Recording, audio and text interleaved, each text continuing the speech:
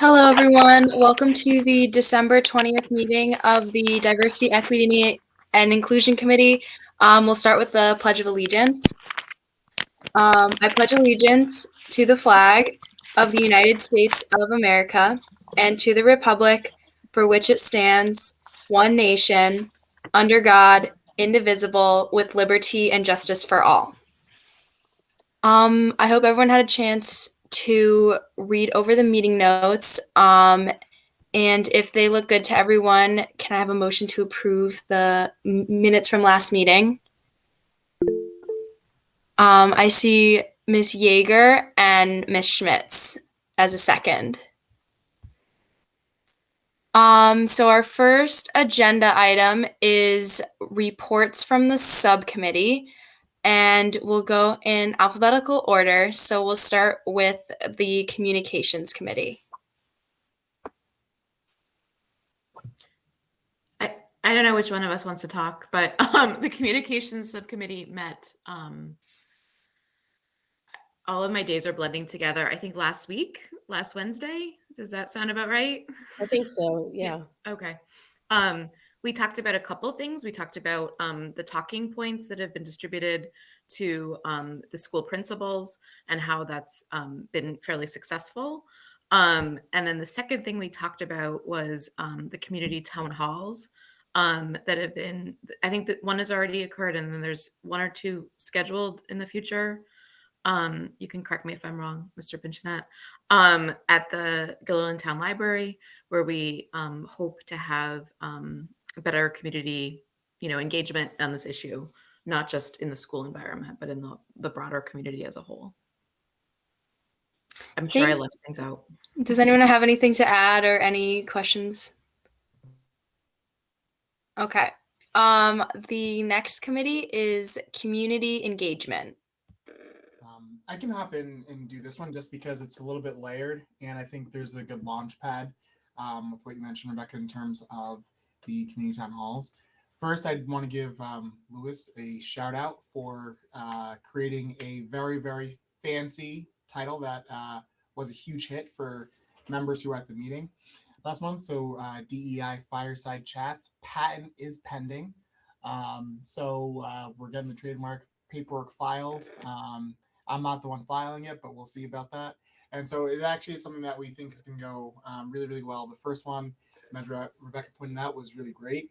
And the hope is that we can use our meeting in January to be able to create a schedule of them throughout the remainder of this year. And this school year, I mean, not 2022. Sorry, that was a little hanging fruit of a joke I had to. But we'll use that time to be able to get a schedule sent out, and then we can. I spoke with Patrice earlier, just in terms of our website, where we have our multicultural observances and things of that nature. We can also get these dates put out there for folks, and then we'll partner with communications to be able to make sure that community members do know that this is happening. One of the ways that engagement committee has been doing that is through the standing membership on PTAs, which has been a very important thing and something that I'm definitely happy that we're able to see continue. Now, I do want to mention, and this is something I've heard feedback from some members of the committee, some community members, and just people in between, that we were thinking about doing one tomorrow evening. But just with the business and how packed people's schedules are, we're going to hold off on that one. And then what we'll do is we'll build from January on. Also, just making sure we have enough time to communicate to everyone so folks are on the same page with that. Thank you. Does anyone have any questions or comments? Yeah, Dr. Wiles. I just want to say that we'll be sending out a communication to families tomorrow, and we give a heads up about watch for specific notice about your fireside chats. So we'll get the beginning of the word out starting tomorrow. Okay, thank you. Our next committee is the research subcommittee. All right. Thank you. We met last week as the research committee, and We happen to have Nick Harris on our committee, who's a high school psychologist and also an executive board member for the New York Association of School Psychologists. So I did miss the last DEI meeting, so I'm not sure if you talked about this already, but many of the members of the research subcommittee were calling schools in the area and asking questions about where they're at with the diversity, equity, and inclusion programming. So then Nick offered, because he's on the board for the New York State School Psychologists, to use those contacts to reach a broader number of school districts across the state. So we took a look at a form that he had started with what types of questions we want to ask, trying to find that perfect balance of getting as much information as we can without it being too long of a form so that people will actually do it, and making sure that the questions are phrased in a way that we're actually getting the information that we want. So one of the questions that we spent some time on was asking if they're doing any audits, whether they're internal, external, what that looks like, and what steps they plan to take. And then, I think the goal is not only getting a lot of information, but also, making those connections with schools, so that hopefully we can partner with them and share ideas. Thank you. Any comments or questions? Our last subcommittee that we'll hear from is the Student Voice Committee. Hey, so we had met 2 Mondays ago. It's a busy season. We had a fairly small turnout, which fit nicely with talking about how to encourage more students to join the Student Voice Committee. So Matt assigned himself the task of creating a flyer advertising the committee, which would have a QR code and kind of envision some videos of students talking about how important it is to have their voice heard, descriptions of how often we meet, that we're virtual. We had one new student member who did make it to join us, so we kind of grilled them for what they saw as the purpose of being part of a committee like that. So I think that was a good use of that time. So we're going to move forward with trying to get some more folks to join. We did talk a little bit about some follow-up on the events at the high school and how middle schoolers are aware of those events and some of the Instagram that happened after the fact, making sure that social media isn't the only way that they're getting their information and that they can rely on the adults to provide accurate information. I think that was pretty much everything we talked about. Thank you. So if no one else has anything to add or to say, we'll move on to our next agenda item, which is the DEI in action update, which will be done by Mr. P. Thank you very much, Maxine. So there has been so much happening with DEI in action. And I just want to preface by saying I will not be able to capture it all in this small sampling right now. So if there's something that's being left out, please note that this is not the totality of things that are happening across the district, rather just some examples of things. So I'll start at the elementary level, and I want to share, I try to keep things macro sometimes, but this one I want to give a deep dive into a specific class. I won't go into the building teacher because things like this are happening widespread. But even in terms of different holiday celebrations that have happened across the month of December, this was in a kindergarten class where the teacher created a system of passports for different students where it was a really, really cool and engaging activity for them. They would even go and look at the screen and see a plane where they would all get on their plane together and go to the next destination where they would see videos and then also do interactive things and play with manipulatives for how people would engage in their different cultural celebrations throughout this time. And that is just one small sampling of what I was seeing a lot of across the board in our elementary buildings. I think that staff have really done and put forth a lot of effort in terms of trying to make sure that while yes, obviously Christmas exists and is not just a holiday representing the dominant culture of this area, it's also a big commercial day. There are so many other celebrations happening, and there are also many folks who celebrate in a variety of different ways. So making sure that it's not a single story being told, because that's really the move that we wanted to emphasize there. And kind of building from that, there are two different things I'll share at the middle level. One, I was able to meet with a couple of different members of house teams, and particularly alongside social workers. So Chris, please feel free to chime in at any point. There's really been building-wide work, doing character ed, and actually coming up even in January, there's already been planning and work for a celebration happening with a lot of the P2 work that's been going on. And there's been phenomenal stuff happening in the building, even in this past week, where there's been just a resurgence of good and engaging school spirit, door decorating, and it feels happy. Is probably the best way I can put it. Would you agree with that? Mr. Flasher, it feels happy. It's not things or everything's perfect, but there's just a lot of joy in the building, and I think a sense of student agency that's really being physically seen in the halls. Whether it's through students or the doors themselves.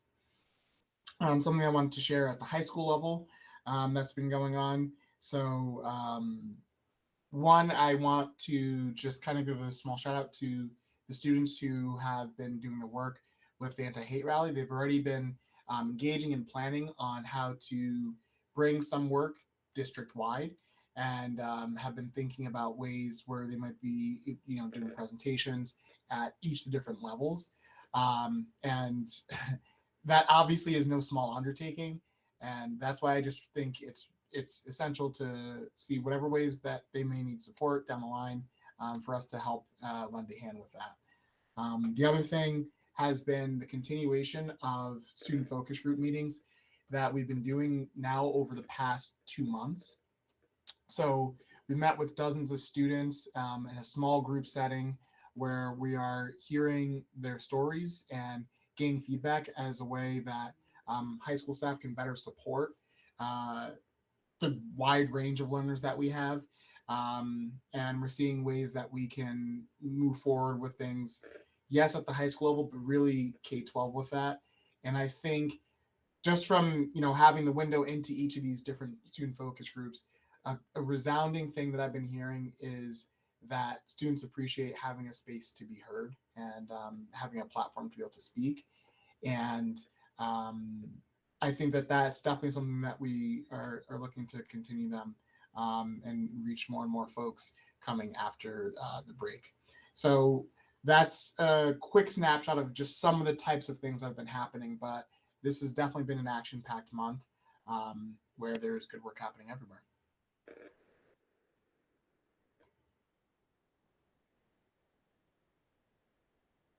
Thank you, Mr. P. Our next thing is the equity audit update, which is going to be with Mr. Pinchnot and Dr. Wiles. Matt, I'll start and you can fill in the blanks because I know you've recently had a nice chat with Natalie. But on December 5th, we had our most recent Equity Institute staff development for our equity team members. And the bulk of that day was really spent on looking deeply into our data to see how our school buildings and the subpopulations within our school buildings are doing on a variety of measures. So that was a very hands-on look and leading to the next step of the work of those equity teams, which is to continue looking at data and then start developing their action plans that will guide our building level action over the next several years. So that was very powerful day. And then our next step coming up is another data gathering set of experiences when we're going to be hosting our focus groups. And that'll be right after we get back from the break. And this is an opportunity for small groups of faculty in one group, students in another, and community members, parents in another, to talk about their experiences in Guilderland as another data point to inform our action plans going forward. And I know Matt had the chance to speak with Natalie, I think last week. I've lost track of the time, to talk about a little bit of the logistics. So Matt, I'll defer to you if there are other parts of that discussion that the committee should be aware of. Thank you. Yeah, so Natalie and we spoke last Friday and kind of walked through some of the plannings of stuff for focus groups. So a few things that I think are definitely relevant for everyone here to be aware of, and is the structure of them, what they'll look like. I want to emphasize a point Dr. Wiles made about how there's going to be different groups for each of the different categories. So for students, then for staff, and then also for community members. And DEI committee members are absolutely invited and welcome and able to be part of those focus groups. So folks who are willing and able to make it, it would be fantastic to be able to have your voice heard and to be able to share your experience with Gilderland schools.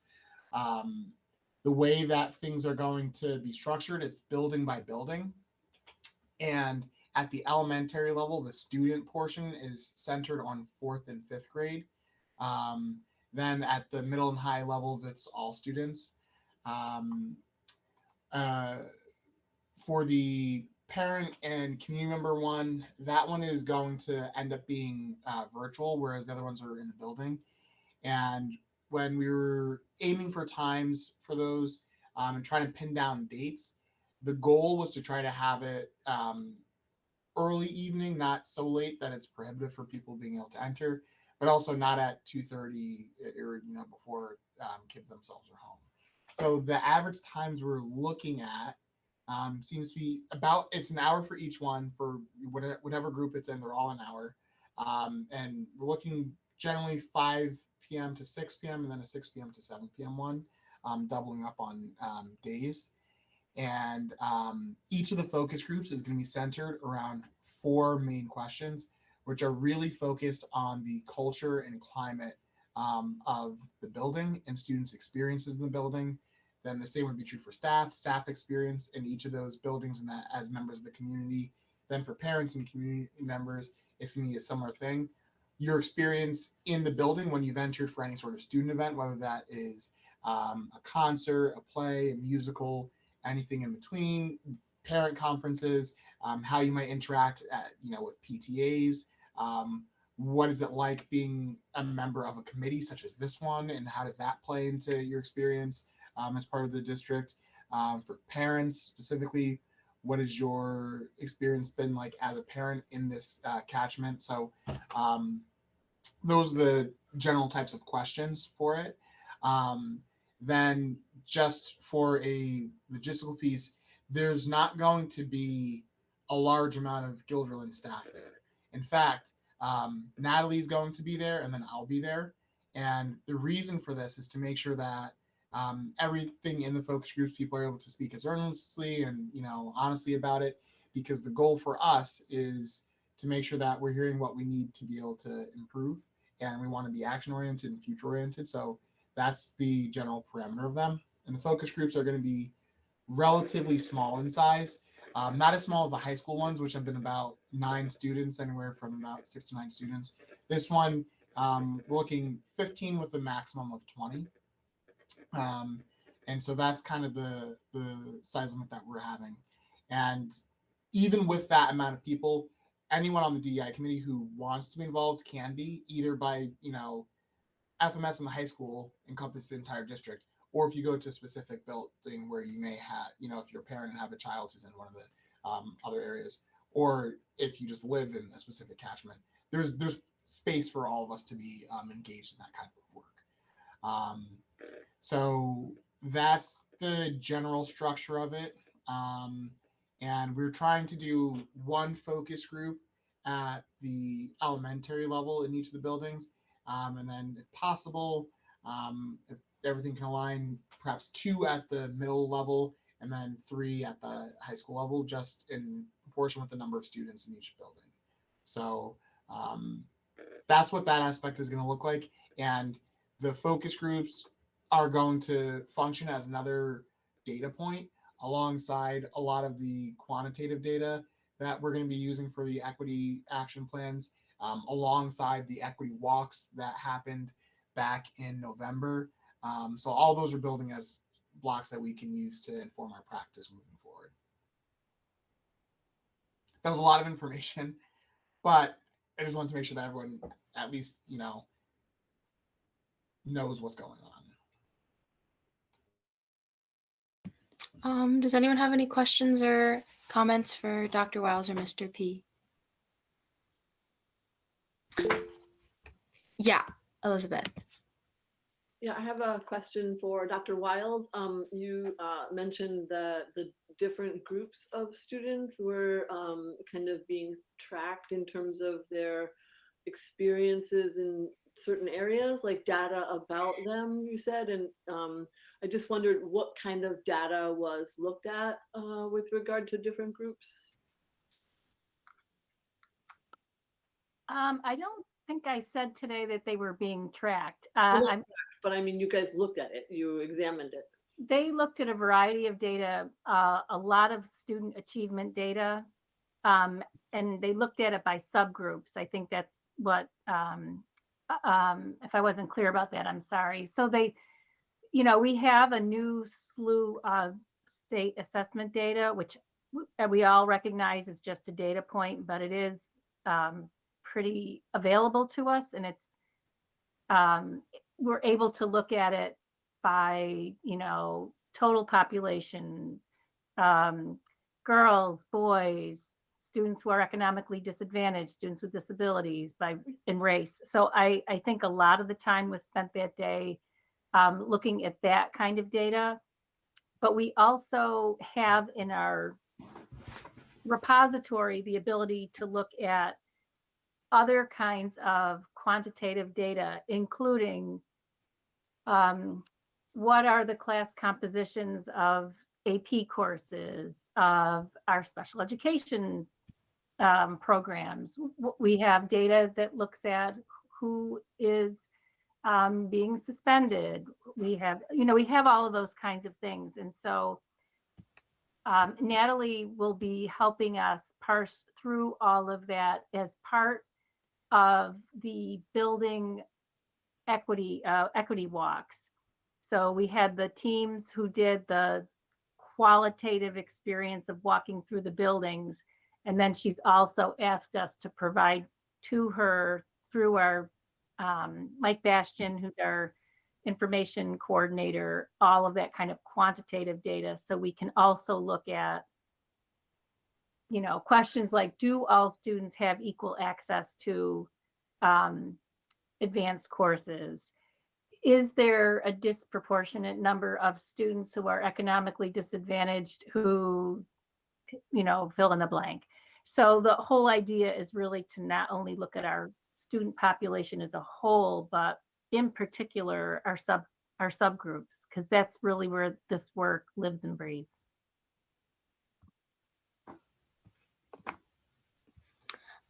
All right, our next agenda item is our main discussion of the meeting, which is the discussion of possible and how we would do this DEI professional development for our school resource officer.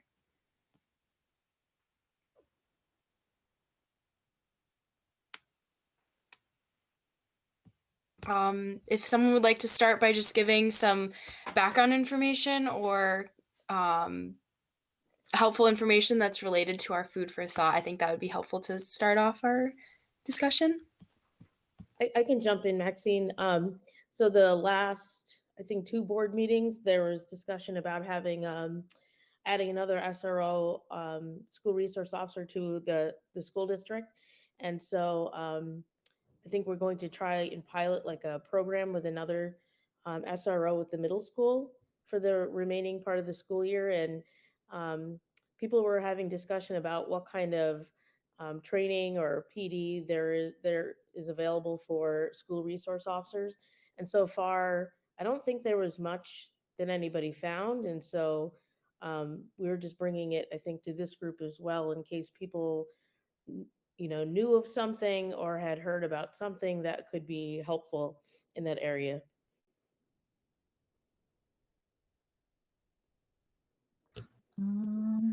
I can jump in further and then defer the raised hands to say that, part of the discussion was, and I think a willingness on the part of our SRO and potentially our second SRO to fully participate in all of the professional development we offer to our regular staff around DEI.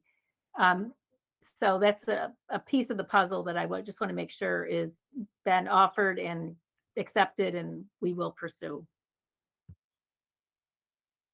Go ahead, Ms. Schmitz. Have we spoken with the police department about what training they offer?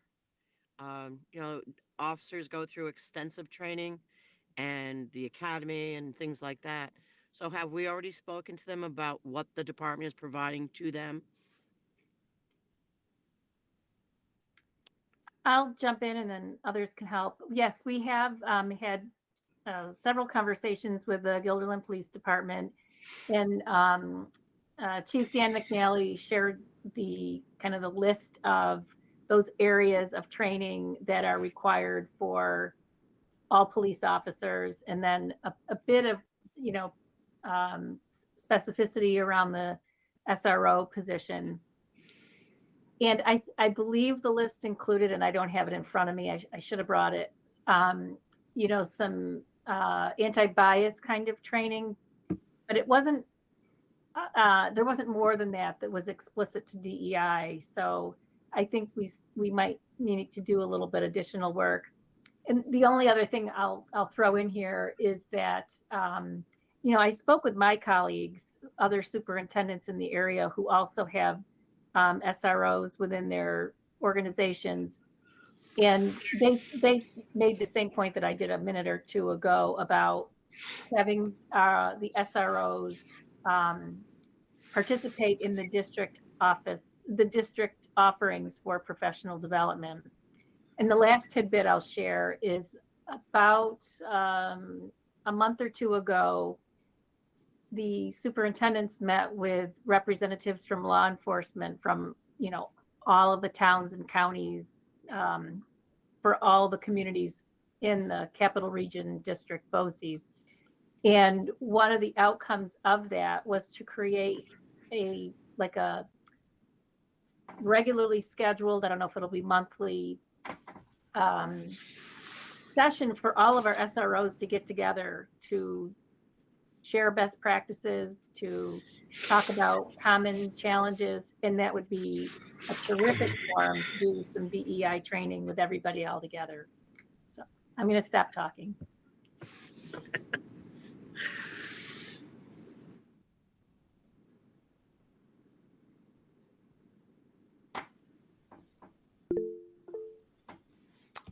Yeah, Elizabeth. Speaking of that, do we know how many schools in the area in the area, like the area that you just described, Marie? Do we know how many school districts have a DEI consultant? Like Mr. Pinchinat.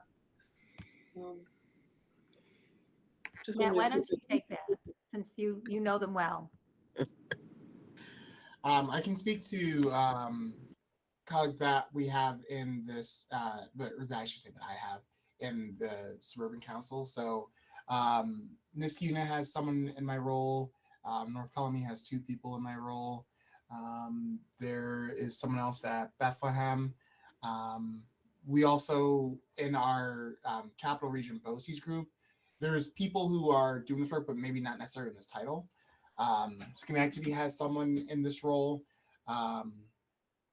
And across the Capital Region, everyone has a representative that will go to our equity officers meeting. Sometimes, though, it is people wearing 2 hats. And to that end, there is someone doing all that kind of work in each one of the different places, whether they are a suburban school, rural, or urban, just throughout this entire BOCES system. Specifically in regards to folks who have done training for SROs. None of my colleagues that I've been in immediate contact have done that. So that is something where I think definitely anything that people can offer, and how the wider we can cast our net and the more perspectives we can bring in, the better. My impression, really, even just from the initial board meeting where this was brought up, was that folks were willing and would be interested in doing something like this. So I don't think, this is my perception, that the hurdle is to get folks on board with doing some sort of a training or workshop. I think it's a matter of what would that look like, how would that be structured? Is this something that we would do through the school, through someone outside? Those kinds of questions.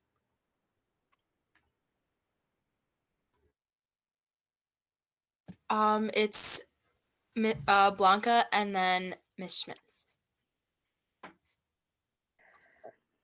Thank you. So yes, I was just going to echo what Marie said and Matt a little bit. There doesn't seem to be a DEI component to the certification for SROs. It is a topic that is touched upon, as part of the certification, but not an area of focus and not its own additional training. And sorry, I'm out of breath. I just ran across the room.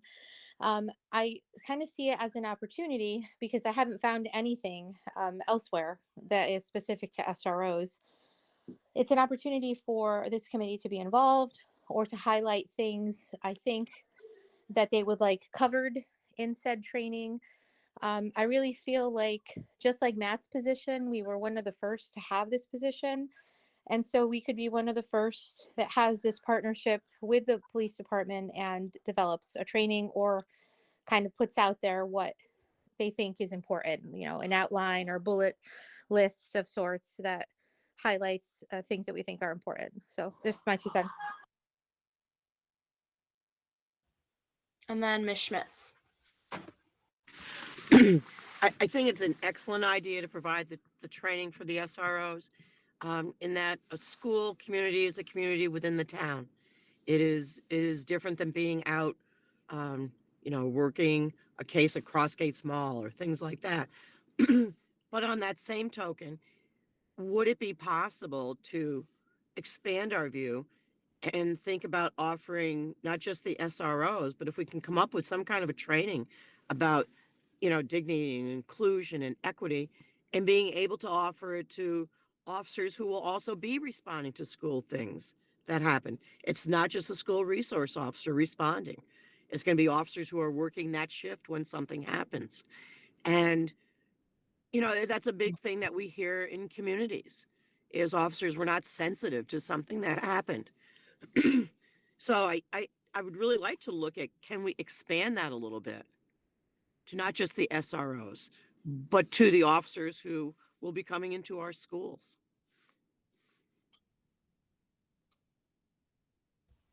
Yeah, Miss Parker. I did just want to add that I consider this an opportunity for the partnership and with the police department, and that they did vocalize an interest in working with us on this. So I want to echo what Marie said, because honestly, I've come across articles about other school districts that requested SRO training in the area of DEI, and the police departments refused. So I think we have a unique, potential partnership here, and we should sort of carpe diem.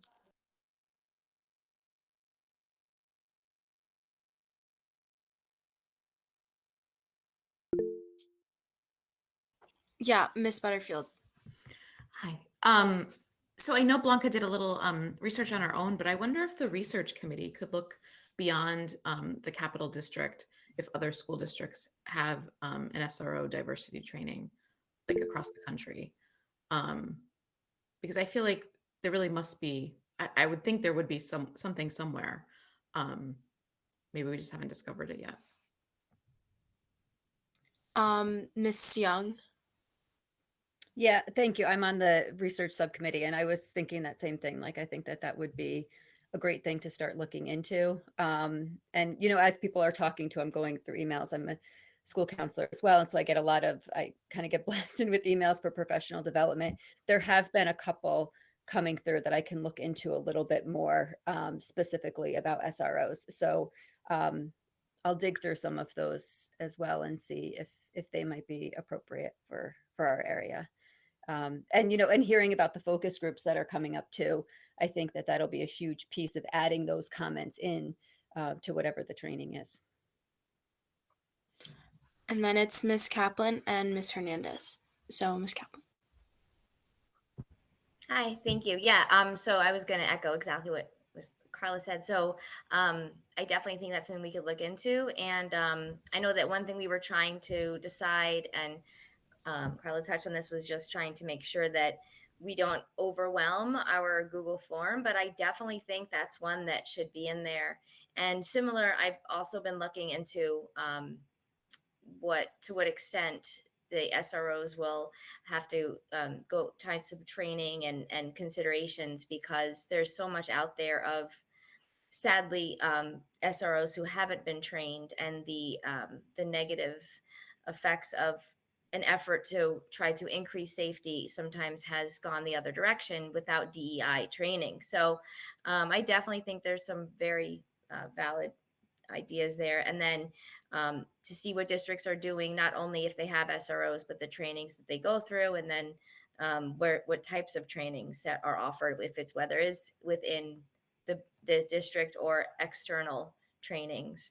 So is that something that Progression Partners would also offer, weigh in as well, as with some things that they will recommend when they come up with their reports and things like that? Is that a category at this point? Mr. P, do you have a response to that? Thank you, and sorry for jumping the line, but I can definitely ask about that. That seems like a reasonable thing for us to check in about. I don't know that is just a tacit part of the plans related to SRs, but I think that it's a reasonable thing for us to be able to bring up and see further feedback, just because they've worked with a lot of different districts. So I'll add that on my list of things to follow up with them about. And next is Ms. Hernandez. All right, so a couple of things. I think, Ms. Schmitz, you hit it right on the head in terms of integration. I think that it would be a very good idea to ensure that there's a cohesive partnership.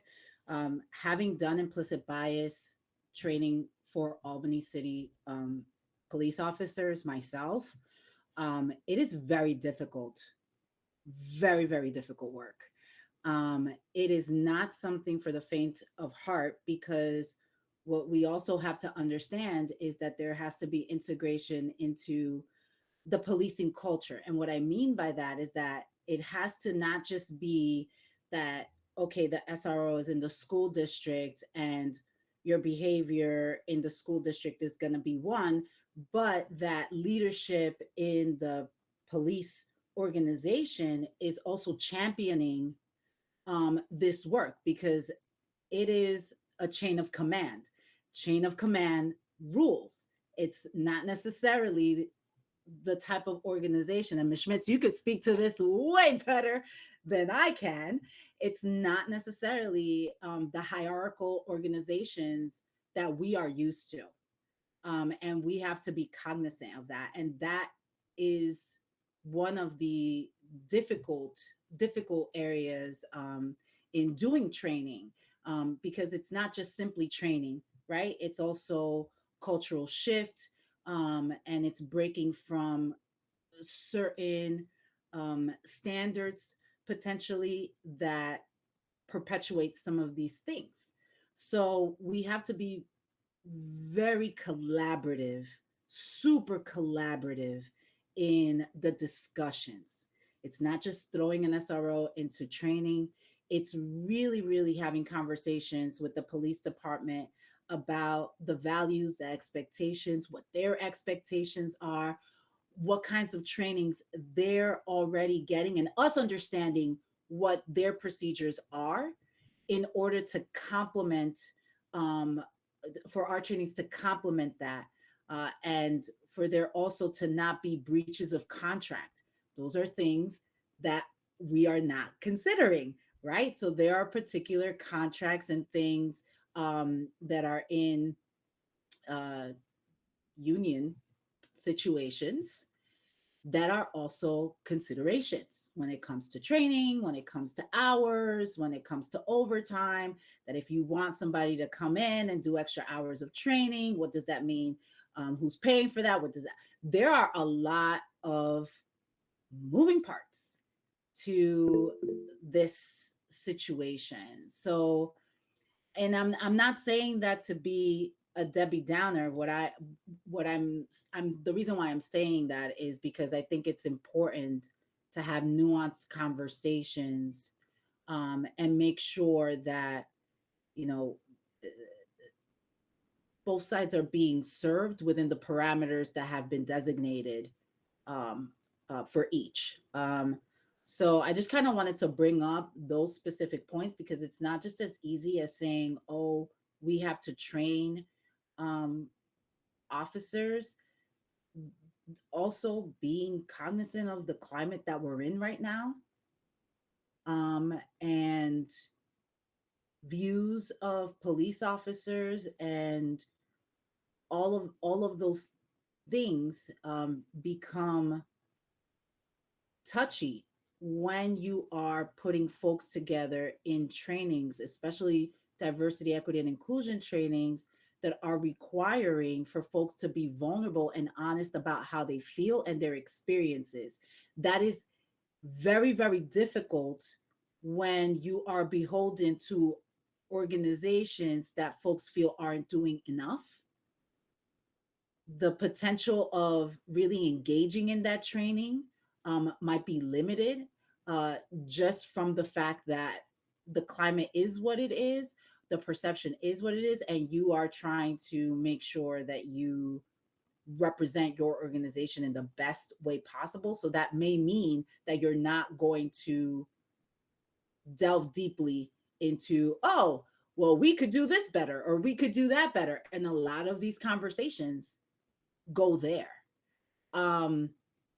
So these are the tricky parts of this. But again, I just want, and I think that it is really, really important and wonderful that Guilderland Police Department is open to have these conversations, but these are nuanced. And we are very new as Guilderland in terms of delving into these topics ourselves. I'm just thinking 2020 inception of this committee, right? So there is skill set and trained professionals that need to be involved in operationalizing DEI in terms of the police officer presence. And I think that we're kind of building the plane as we fly it, which means that there is ample potential for harm. And we just want to mitigate that and be honest and cognizant of that. So I'll shut up now. Sorry. Thank you so much, Ms. Mayer and then Ms. Schmitz. No, those were great points to decide. I feel that that with SROs, I think that SROs will tend to self-select when they say, okay, I want to go work in the school. The people that do that are likely, I think, to be people that are willing to engage and to be open because they've chosen that job. They're not just, so they know that they're getting into, dealing with, a diverse group of people, young people, and they have some idea, I think, of the challenges that they'll be facing there. So plus we know that those people will definitely be in the school where we don't know about other officers whether they'll be there at all ever or not. So, and like Tibisai said, the idea that people need to be vulnerable in taking any kind of DEI training.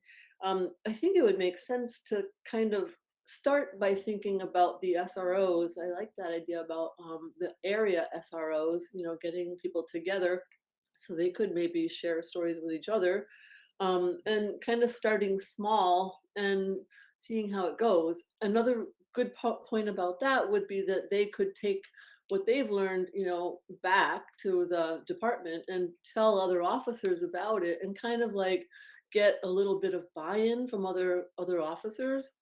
Like tell them what's going on and what they're learning, and they'd be like, "Oh yeah, okay, well that doesn't sound so bad," you know, as a way of introducing the ideas to people in the force. So to me, it would make sense to start with SROs rather than the whole force, because we don't know what we're doing yet either. Also, haven't figured it out yet. So starting with a small group is maybe good in a lot of ways. And then Ms. Schmitz. I think one of the concerns I have when I talk about the entire force is the fact that if we have two SROs, we have one primarily at the high school or doing the DARE program in the elementaries, and you have one at middle school. If an incident occurs, those aren't the only officers that are going to be there. There are going to be other officers responding. And I'm sure, Dr. Wiles has set parameters of what the district expects from the SROs. And I think, the district has every right to say, this is what we expect in whatever circumstances that occur. And DEI being a very strong part of that. We are a very diverse community, and the officers have to be responsive to that and to those differences. So, I hear what you're saying about just starting with SROs, and police culture is different. And I hear what you say about, going back to the station and talking. And that's a great idea, but it's probably not going to happen. Officers work all different shifts and they don't see everybody. And so, those, to share those messages, and as she said, you talk about overtime, you're talking about mandatory training. It's a whole different culture that has to be addressed. So I would like to see us expand. I agree. Maybe start with the SROs in the capital region, maybe a collaborative thing with people who, have the same positions as Matt, like Matt does, to put something together, get trained educators in there to work with them. But I really think we had to see the big picture. When you listen about incidents in schools, it's not one officer. It's multiple officers who respond. And it has a huge impact on our overall community that we can really be the leaders in to try and help, mitigate and avoid so many things that have happened in other places. So I would just like to really be open to looking into expanding it. And again, like I said, I'm sure Dr. Wiles has parameters that, the district has set and what our expectations are of school resource officers, especially in this area. Thank you so much. Unfortunately, we're going to have to start wrapping up the conversation so we can have enough time for our learning component. So, so if no one else has any comments, this week's reading assignment we're still working on A Place to Belong by Amber O'Neill Johnston. And our reading assignment was chapters 5 through 6. And that will be led by, I believe it's Mr. P. So take it away. All right, thank you. And also, even just as we're getting to this last part of the agenda, definitely thank you so much, Maxie, for stepping up this month. You've done a really fantastic job. So definitely all the flowers to you. Looking into the two different chapters, we'll start off with chapter 5. And the first question that I wanted to just open up to the group to see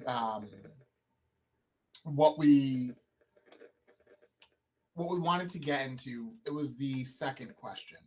I do think that it is important, what are literary windows, but I think just for time's sake, which types of windows do you think your children need more of and why? And this can be related specifically, if you are a parent, to your own children.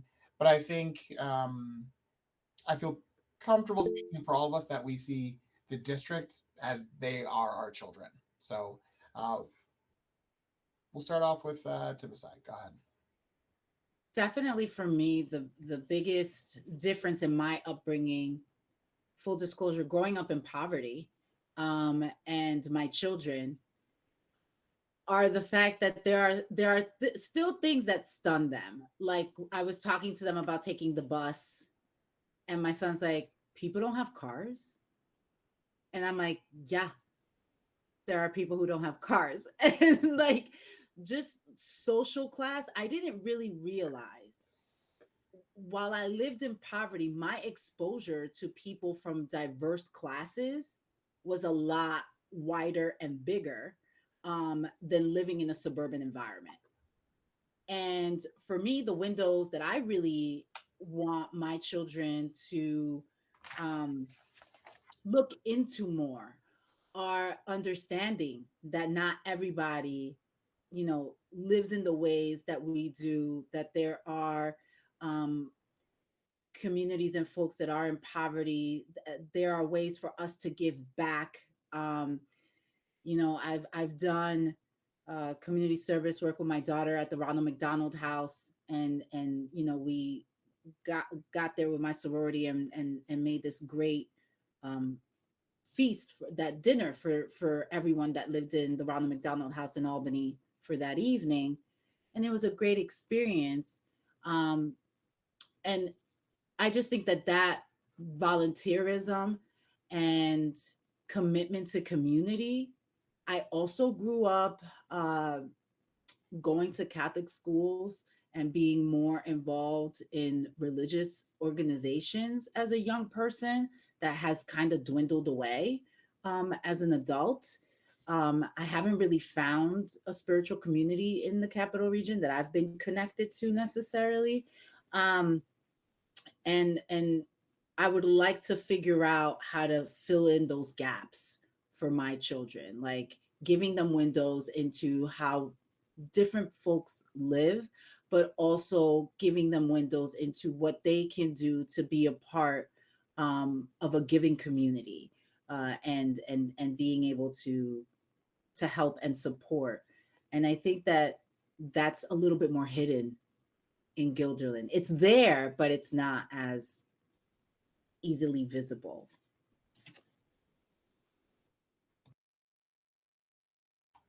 Thank you. I think that's a very powerful point, and that really does speak to the very necessity of a window, right? So it doesn't mean that it doesn't exist, but it's, what are we seeing? What about other folks? What kind of windows do we feel like we need, that you feel our children need?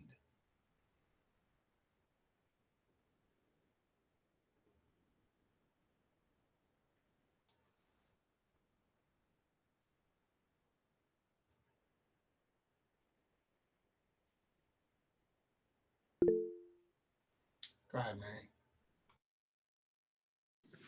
I guess I would just like to piggyback on what she said, and looking at our community and the community our children live in, is that we are in many ways a privileged community, but we also have people who have great need, and to be able to look at the big picture of our, whether it be our school or our town. I know with my own children, having them recognize that everyone was not as advantaged as they were, and going on to the other hand and saying, how can I make it better for those who don't have as much as I do? So I think that sense of recognizing that there are people of poverty right around you, and then going a little further and saying, how can I make that better in my community? Thank you. Nina? Yeah, I think along the same lines. I think growing up like near New York City, I saw a lot more. And I don't, when I say diversity, I mean of all sorts, just a more kind of worldly viewpoint. And I think a lot of students in this area in general don't have that same viewpoint. And I think maybe even just global understanding of the world and what it means to be a global citizen. I think those are things that would also be good vantage points for the kids to be able to connect with those in our community, but also beyond. I think that this area could definitely benefit from that type of teaching. Yeah, I agree very much with that. Actually, part of the well, it's not irony, but I was talking with a few folks in district office about that today. Um, just seeing beyond the capital region, and I spoke about this last year. But when I came back from one of the EF tours, a thing that really stood out to me was some of the ways that students were engaging with each other surrounding the world. And a lie setting, we were getting gelato in Italy. I know I have rough days sometimes, everyone. And so as we're getting this, one of the students just looked at me and they were like, you know, it's really hitting me hard that here we are in another country and we're all speaking English. We go into a store and we expect to be able to order in English, and we ask them questions about this, about the menu. We don't read Italian, and yet what we'll hear sometimes is, "You're in America, speak English," when America actually doesn't have a national language. And seeing that kind of play out, I think travel is such an important part of being able to broaden our perspectives. And it doesn't mean that you have to go, across the Atlantic, but I think even just going beyond your immediate area and seeing other parts of the world has a really good impact. But just what you were saying, it just kind of resonated with the conversation I had just a few hours ago. Chris, go ahead, and then Tibisai. I was thinking as we were speaking about people with different socioeconomic advantages, and also the contributions of people maybe with different disabilities. I don't think our students often see our classmates and other students who have disabilities as having much to contribute, because sometimes they're not in the regular classroom. They're just kind of their part of the time. And then when I was thinking about that, I was thinking about the histories of all different cultures and how we really study the contributions mostly of European white people, and not people who are neurodiverse, not the contributions of Native Americans, not the, I mean, I was doing some looking in for the Alliance and finding contributions of people from like Afghanistan and India and other areas that I know I have membership that students are from those cultures. And I was blown away about my own complete lack of knowledge about, oh, wow, that person did this amazing thing for science and I had no idea.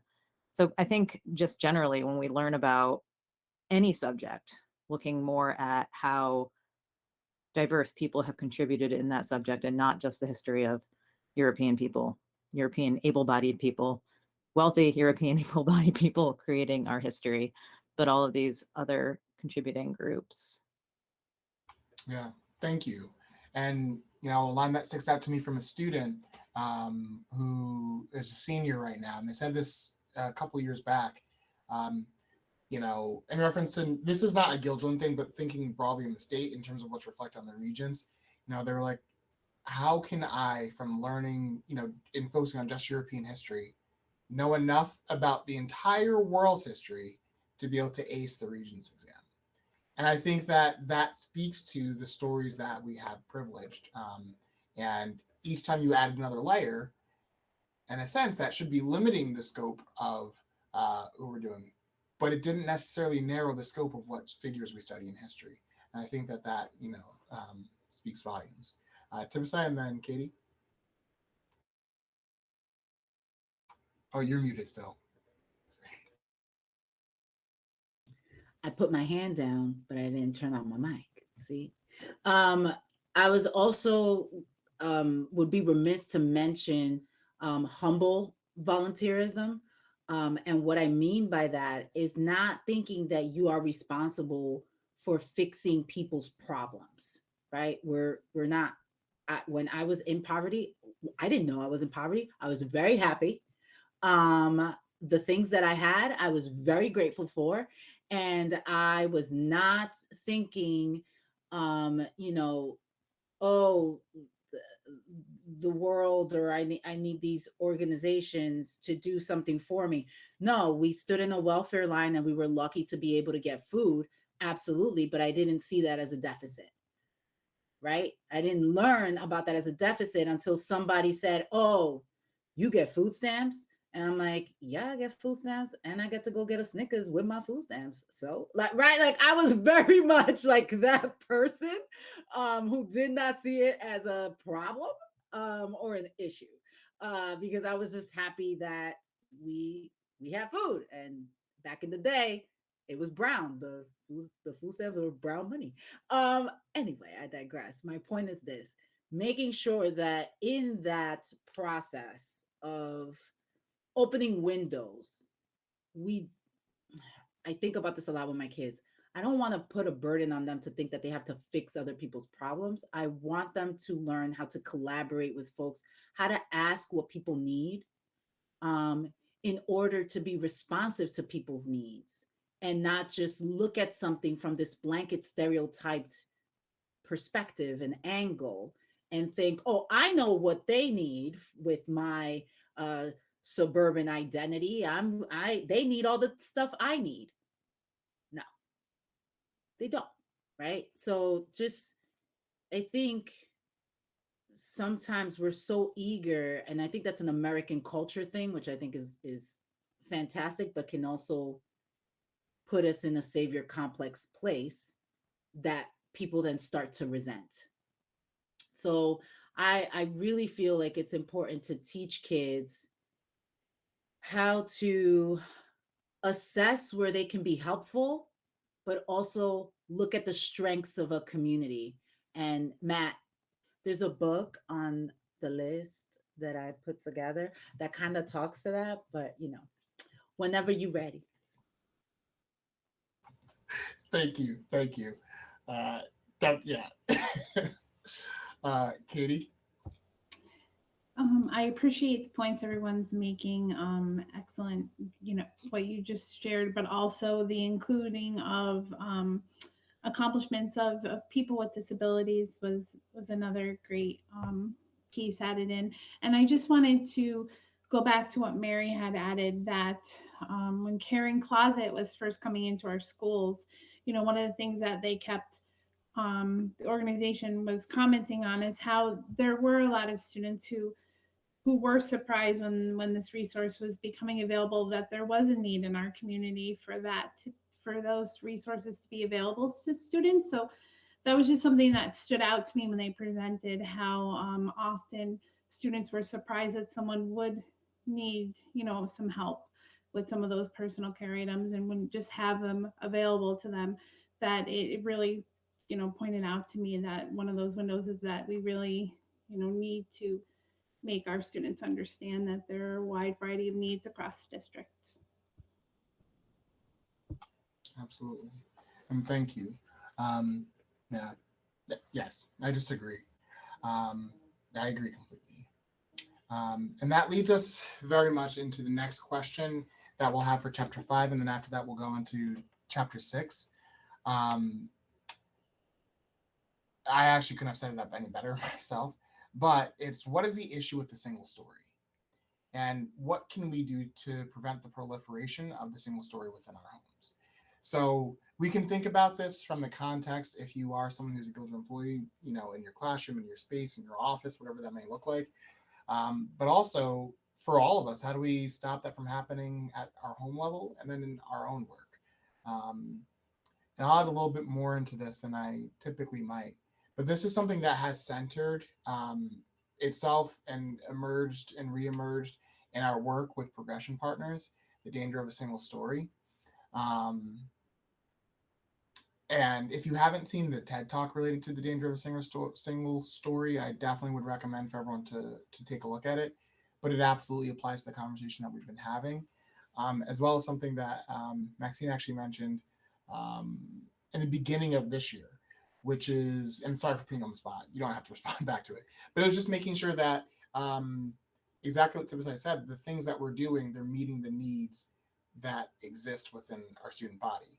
So rather than us, supposing that students need or want X, Y, and Z, okay, let's hear from students. It's the reason why we're doing the focus groups. It's the reason why we have the student voice subcommittee here. And I say that not to say that we're perfect, but to say that it's clear that that needs to happen. And I wonder what other blinders we may have with the single story. Yeah, go ahead, Tibisai. What's interesting to me is the extremes that a single story can create, right? Not just with a privileged lens of, oh, this is all that I know and I'm in this bubble, but then also the other side of things of you need to be perfect in your DEI execution. Make no mistakes, give no grace, right? How could you not know about XYZ? How dare you not understand implicit bias in 2022? I think the outrage and the ignorance are becoming mirrors of each other that prevent people from having nuanced conversations that center their humanity and the fact that they are going to make mistakes. Not willful mistakes, human mistakes. And that is what then turns certain people off from even having an understanding.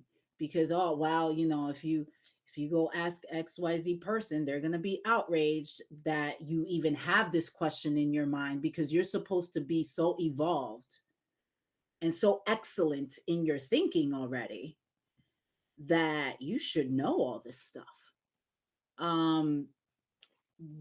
The single story of who we should be and this version of perfection that some people have outrage around why we're all not there yet, even though we just started talking about some of these topics, versus the willful ignorance and the lack of wanting to see outside of your worldview.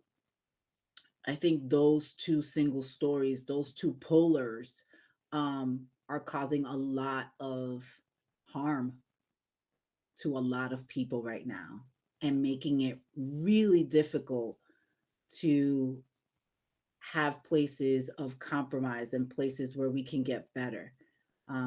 Just a quick story. I had a colleague that said to me, I don't want to make excuses for people. And I said, okay, because in the past, their point was, in the past, people made excuses for people and for organizations, and we didn't get as far as we needed to get. And I said, but you and I are here. You and I are here, and we weren't here before. So some progress has been made. So there has to be a balance to these conversations and not a demonizing or a shaming. I hate the blame, shame, guilt game. And I think we need to start understanding that we're all going through a level of pain. We just have to figure out how to talk about it in ways that create productive and innovative solutions to the systems that weren't created by us.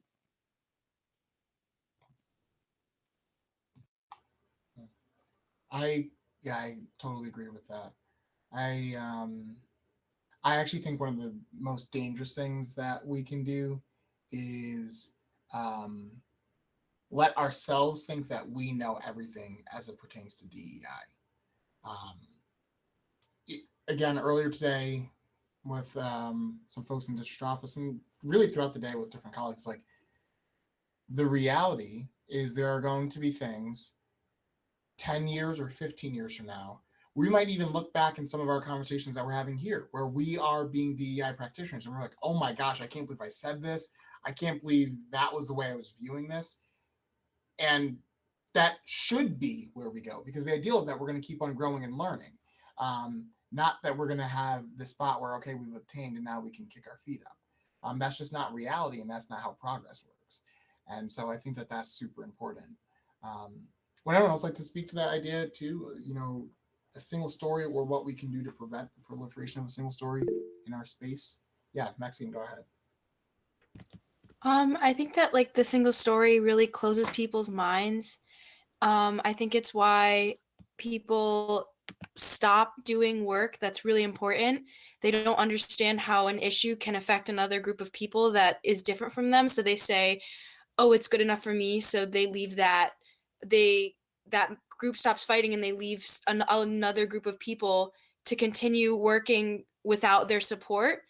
So I think it's important to expose everyone to the different perspectives of the world, the different situations that people are in, because that greater understanding puts people on like a team rather than people competing for when they get to be done with the issue. Yes, thanks for that. Puts people on a team. I like that.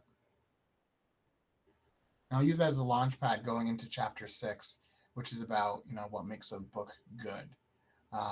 And so thinking about how we're able to merge a couple of different ideas and see beyond our own neighborhood, see beyond our own community. I want us to think about this question, the concept of our own ideal libraries. What does that look like? What is it that we have on our shelves? What is it that we see reflected? Is it just one type of thing? And I'll kind of just leave it open. So yeah, how do we feel about the concept of our own ideal libraries as a way to be able to foster this? If you don't have a person to converse with, books are always there.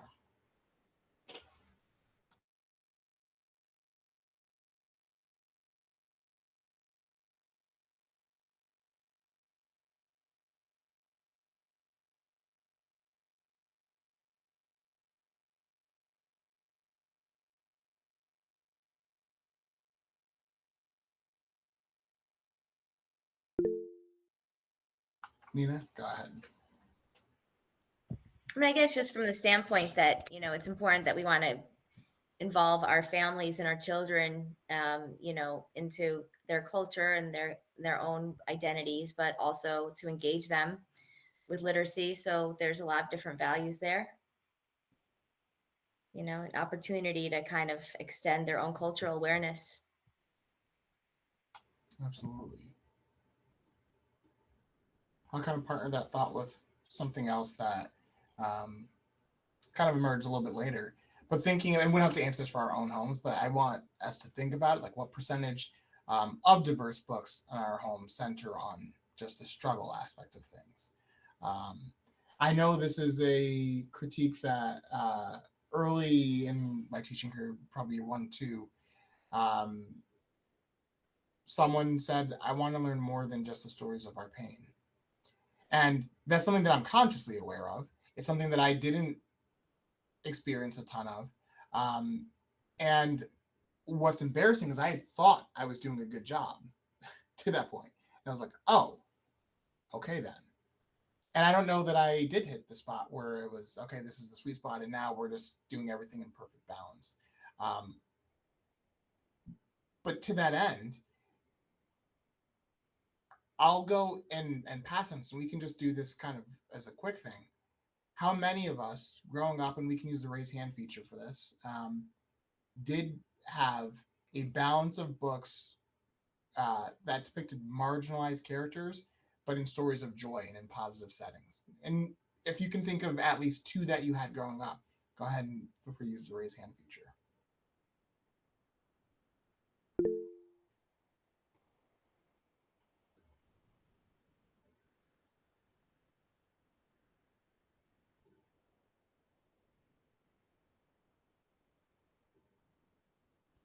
I mean, I think that's a testament to the amazing librarians that our school district has.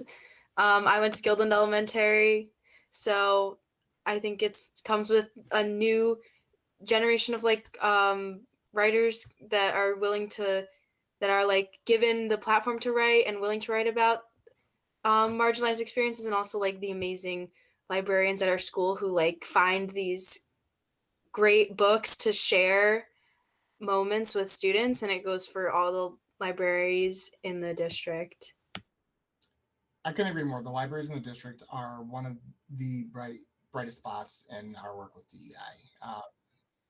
Truly, the librarians are fantastic. But I also think it speaks to the test of time, because we also do have other folks who did go through Gilderland and didn't have that same experience. And this goes to where it's not a knock necessarily on any individual. I started by knocking myself as a teacher. But I think that gives me hope that we're going to have progress, and that, okay, this generation missed out on that. But hopefully, the work that we're doing is impacting change in a positive way, and that it won't just be, okay, your generation kind of got that vaccine, and then the generation that follows you is going to miss that. And this goes to a point that I feel very strongly about, that DEI work is something where we don't necessarily see the seeds growing into something in 1 year, because this means that the seeds of these books were planted a decade ago, and that impact is being felt now. And I think that is something that's critical as we evaluate, as we reevaluate, as we assess, and as we, critique our own work with this, as we critique our practice and think about ways that we want to further ourselves, and even tying it into our SRO conversation, as we continue to evaluate our practice and what are ways that we are engaging with the community. It's not something that we're going to feel like, oh, we nailed it, the first time. And I also think we have to give ourselves grace to not be frustrated if we don't see a 180 with something that's problematic just because we did a single intervention. It doesn't mean the intervention doesn't work, but systems resist change, and they do take time to change. Tibisai? So there's this resource that speaks to this called Diverse Book Finder. And what this organization has done is analyze how communities of color are represented in books. So they have looked at the numbers, but they've also looked at the interpretations. So things like, are they central to the stories? Are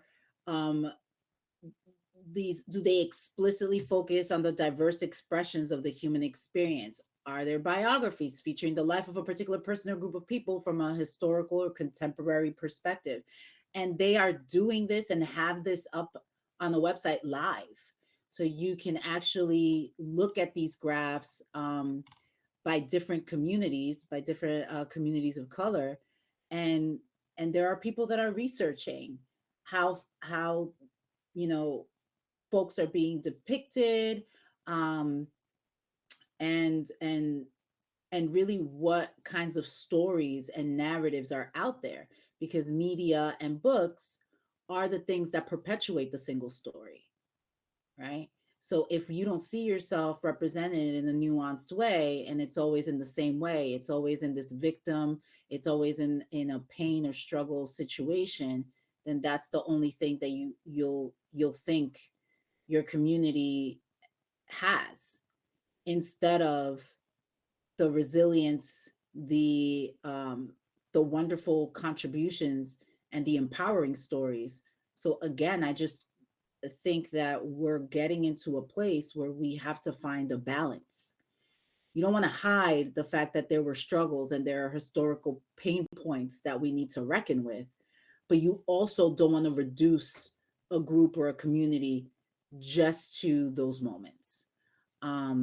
So yeah, there are resources out there that can help us be more intentional about the things that we choose to bring into our homes, and how we create those ideal libraries. Thank you.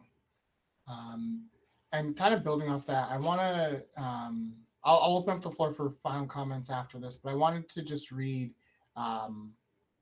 a quote from the book because it's one of the things that stood out to me. And this is on page 108 and looking at life-giving books and just kind of what that means. So section honor your child. So as parents, we have a responsibility to guide our kids towards what we know to be best. Our maturity and experience afford us wisdom that their limited worldviews don't allow. But children are not empty vessels. They are ours, and they are also their own people. As any experienced parent will tell you, children are born with personalities, hang-ups, and gifts. They can be molded, but not altogether changed. This acknowledgement of unique personhood matters in various aspects of child rearing, and our children's literary lives are no different. And that specific part kind of just stands out to me, and it speaks to me from the lens of, as we think about the representation that we have, representation matters because our students are all different. And because, even lumping two students who may be next door neighbors in a wealthy neighborhood can have extremely and radically different lives and experiences. And to see oneself reflected is validation that you exist and that your experiences are real. And so as we continue in that path, I think it's important for us to consider what we have in our own home libraries, what we have reflected in our office and school and classroom libraries, but also ways that we're able to support that to go beyond books and into other areas of our work. Does anyone have any final thoughts on this section that they wanted to share?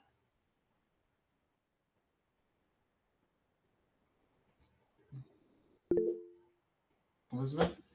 I just wanted to say how great I thought it was, the point you made about that you thought that we should consider all the students in the district our children. I think that's a great point. Love that. Oh, thank you. Yeah, I feel very, very strongly about that. I know I'm not the only one. That's really what it is. Everyone's ask any teacher and they're going to say my kids. That's what it is. So yeah, Nina, and then Katie. I just want to say that I really like your use of the word validation. I think that really speaks to such a broad point because that's what kids need. I really like how you hone in on that idea. Thank you, Katie. I just wanted to mention, and I know I've sent you and I kind of emailed about this before, but Wayne White at NYSET as Director of Social Justice is doing a lot of this same work with books and stories for teachers and schools. And I know that, he's always creating resources to provide to schools and teachers. So just another thought of, since he's doing some of the same work is collaborating so that, we can help each other with that. Absolutely. I think that just makes sense, and he's a solid guy. And thinking about things in a meta way, I appreciate the validation. Dr. Wiles? Well, I was just thinking about a couple things that we talked about today. One was our fireside chats at the Guilderland Public Library and books. And maybe on the evening when we do these open house fireside chats, maybe we know somebody at GPL who can coordinate maybe a display of books that capture a variety of, celebrating differences and really focusing in on the stories of joy around people of color, children or people with disabilities, to make it kind of a come in and chat and, maybe you want to take out a book that you might not have at home. I love that idea. I think that's... My husband will love me for volunteering him. Yeah, I love that. That is really, really good. I'm sure that down so I don't forget it.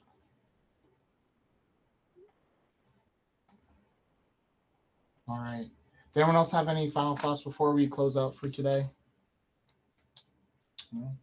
Matt, do you want me to share the document or no? Oh, yes, please. My apologies. Okay. Yeah, not everyone has it, just we have it. And I'm going to share that out with building principals and the librarians as well after the meeting's over. Okay, I did go a little ham and create a flip magazine. So I'm gonna put that link in the chat for folks. So I just want to thank everybody who sent book recommendations. They were so great, and it was such a joy to put this together. And in it, I coordinated it because I'm a graphic person and I like to see things be pretty. So when you look at it, it's divided up by age group. So it's age appropriate. When you actually open it, you can click on the link. So you can click in the boxes on each of the books and it'll lead you right to Amazon. I wanted it to lead you to a small bookstore, but I didn't have time to do that, y'all. So the next time I'll do that. But this just goes to Amazon. So you can actually grab the book if it interests you. There's a small blurb there.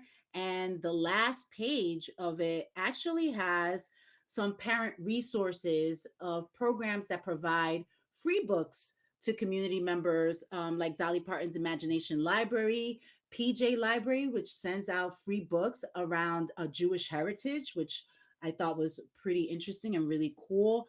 The Diverse Book Finder, which I mentioned to you, is there as well. Everything is clickable. So if you click on the title, it'll take you to the page and to the resource. And for those of you that sent me things a little bit later on, I will expand this and include your suggestions. I'm sorry that they came in a little late and I was trying to be fancy, but I'll definitely add. And you know, if folks want me to continue to expand this with their suggestions, happy to do that as well. And thank you, Maxine, for saying it looks awesome. I appreciate you.